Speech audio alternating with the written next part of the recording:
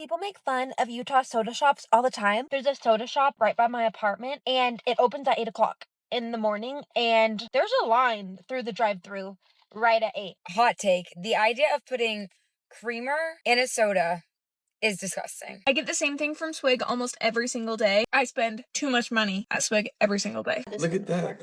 You just have to, it's just because they're blended. It looks like curdled milk. What if I told you there's a place in America where soda shops are more popular than coffee shops? Drive-thrus wrapped around buildings, lines out into the street. At 8 a.m., you'll see people pulling up like it's a ritual, sometimes every single day. And people aren't ordering coffee. They're ordering 44-ounce dirty sodas. It's soda mixed with syrups, cream, sometimes even gummy sharks. Chains like Swig and Sodalicious have built entire empires around this, and the internet is obsessed with it, especially with shows like The Secret Lives of Mormon Wives blowing up and putting Utah's dirty soda culture in front of millions. But here's the thing, you've probably already seen this trend, but what's actually going on here is way stranger than it looks. Let's get right into it. What is Swig?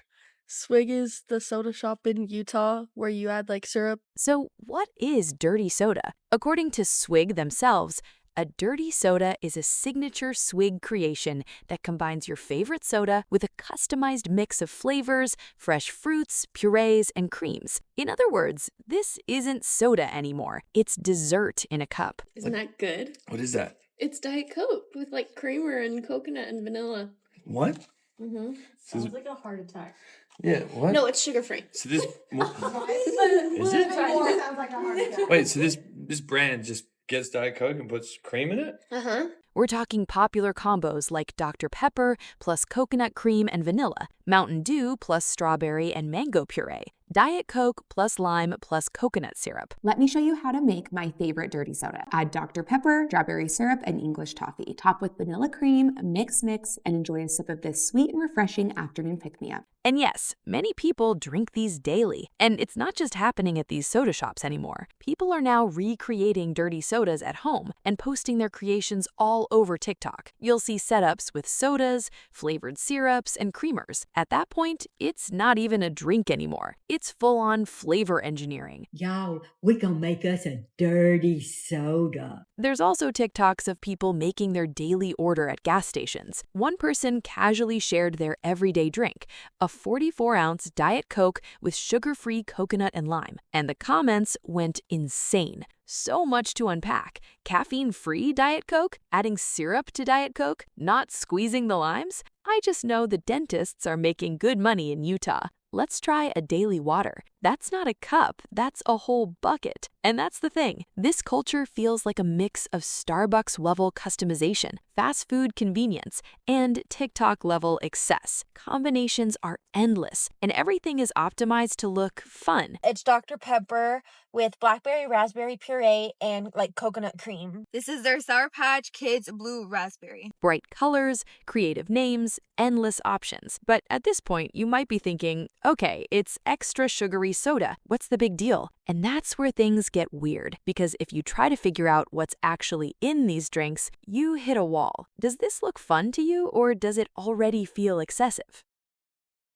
How many ounces per day do you consume? 24. 50 ounces a day. I shouldn't admit it. I'll probably do 80 ounces. You come here often.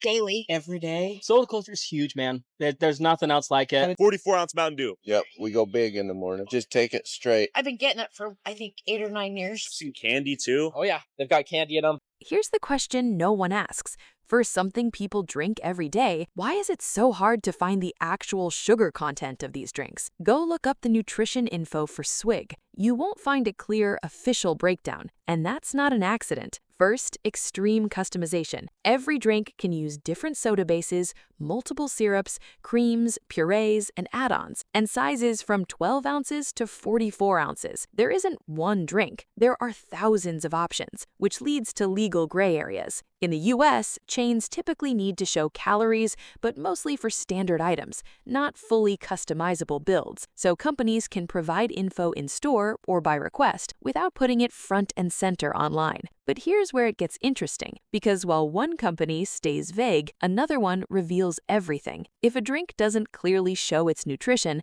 does that make you trust it less? One Utah soda shop that publishes nutrition data is Sodalicious, and one of their most popular drinks is called the Second Wife. A 44-ounce version contains 646 calories and 168 grams of sugar in 1 cup. Let that sink in. That's about 42 teaspoons of sugar. From their own official data, some drinks hit nearly 170 grams of sugar, and that's before customization. For context, the American Heart Association recommends 25 grams per day for women and 36 grams per day for men. That means one drink can be 5 to 7 times your daily limit. And a lot of people aren't drinking these once in a while. They're drinking them every day, sometimes multiple times a day. You can even add extra syrup pumps, popping pearls, and candy toppings, which pushes numbers even higher. So this isn't just a sweet drink.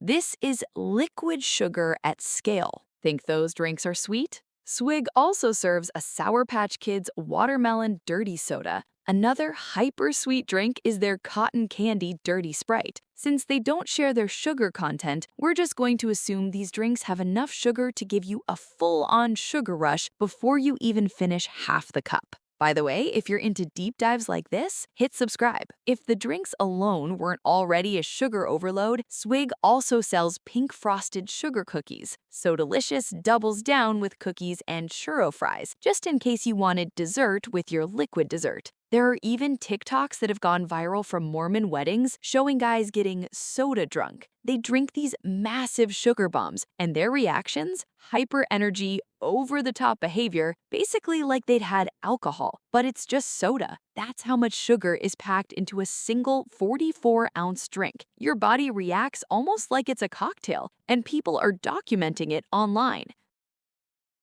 The most Utah thing about me is that I drink at least 44 ounces of soda every single day. And basically every single day on my lunch break, I get 44 ounces of soda. But none of this explains the biggest question. Why Utah? Why here? And this is where things shift. Utah has a strong cultural influence from the Church of Jesus Christ of Latter-day Saints. Historically, no alcohol is allowed, and coffee and tea are discouraged. So for a long time, a lot of the typical vice drinks weren't part of daily life. But humans don't just eliminate habits. They replace them. In the Mormon church, drinking alcohol is not allowed. Soda is the Mormon version of coffee because we're not supposed to have coffee or tea. Then Mormons have tons of soda. Soda shops open like the same time as a coffee shop. You see people in the drive-thru getting soda at like 8 in the morning. And in this case, soda became the loophole. It's social, it's accessible, it's customizable, and importantly, it's acceptable. Even though many of these drinks contain caffeine and sometimes include energy drinks, they still exist in a cultural gray area where they're normalized. So what you get is a community where traditional vices are removed, but something else rises to fill that space. And that something is sugar. Do you think removing one vice just leads to another taking its place? And it doesn't stop at daily soda runs. In Utah, some Mormon weddings don't have traditional bars at all. Instead, couples are opting for dirty soda bars,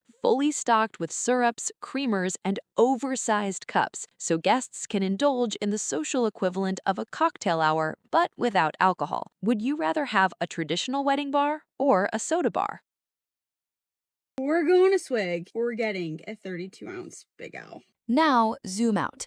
Because this isn't just about Utah. This is a business model. In fact, Swig plans to open over 200 new locations across Florida, Idaho, North Carolina, South Carolina, Tennessee, Arkansas, and Missouri. These soda shops are about to take over everywhere. Basically fast food, but for drinks. Cheap ingredients, huge markups, extremely addictive formulas, and designed for daily repeat customers. Sound familiar? This is the same system behind fast food, coffee chains, and snack foods. But now it's been optimized into liquid form. You don't need to chew it. You don't feel as full. you can consume it faster. And the combinations? Endless, which means more novelty, more repeat visits, and more addiction. This isn't random, it's engineered. Even fast food chains are now cashing in on the trend. Taco Bell just rolled out a nationwide lineup, dirty versions of their top sodas. Taco Bell now has dirty sodas? You guys, when did Taco Bell start selling dirty sodas? They came out with a dirty Baja Blast, so it has like vanilla cream mixed in with the Baja Blast. Swirled with vanilla cream straight from Utah's playbook. One of their new drinks, the Mountain Dew Baja Blast Dirty Soda, packs a staggering 118 grams of sugar in a large. What started as a niche regional thing in Utah has gone so viral, it's now a mainstream fast food drink option. Do you think these drinks will keep evolving and spreading across the country? Here's the part people don't want to think about. Utah might not be the exception, it might be the preview. Because what we're seeing is sugar becoming normalized at extreme levels, and kids and teenagers growing up thinking this is normal. And it's evolving fast. Bigger sizes, sweeter formulas, more customization, more everything. Until eventually you're not really drinking soda anymore. You're drinking a system. So here's the real question. Is this just harmless fun? Or is this another example of how modern food is being engineered to be more addictive, less transparent, and harder to escape? Because at the end of the day, this isn't just about Utah. It's about where everything is heading. Do you think dirty soda is just a trend or the future of fast food? And are these drinks popular because people love them or because they're designed to be addictive? If you enjoyed this deep dive, make sure to like and subscribe and share this with someone who either loves these drinks or can't believe they exist.